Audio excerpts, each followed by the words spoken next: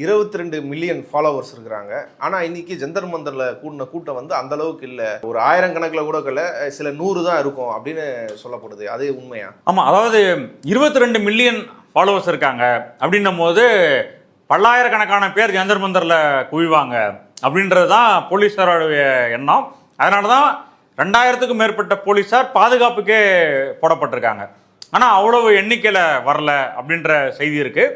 ஆனாலும் இந்தியாவில் இருக்கிற எல்லா மாநிலத்திலும் இருந்தும் போயிருக்காங்க மாணவர்கள்.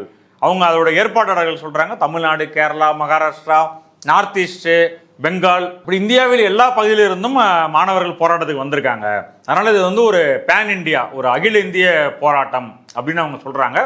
5 மணிக்கு உள்ளார தர்மேந்திர பிரதான் ரிசைன் பண்ணோம் அப்படின்னு சொல்லிட்டு அவருடைய கோரிக்கை. 5 மணி வரைக்கும் அவர் ரிசைன் செய்யலை.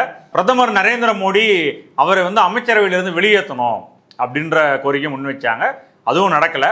அதனால் இன்னும் ஒரு வாரம் நாங்கள் டைம் கொடுக்குறோம், அப்படி இல்லை என்றால் நாங்கள் இந்த போராட்டத்தை இந்தியா முழுக்க முன்னெடுப்போம், இந்தியாவில் இருக்கிற எல்லா சிட்டிஸ்லேயும் எல்லா நகரங்கள்லையும் இந்த போராட்டம் எல்லா மாநிலத்திலையும் நடக்கும் அப்படின்னு சொல்லிட்டு அவங்க எச்சரிக்கையும் கொடுத்துருக்காங்க.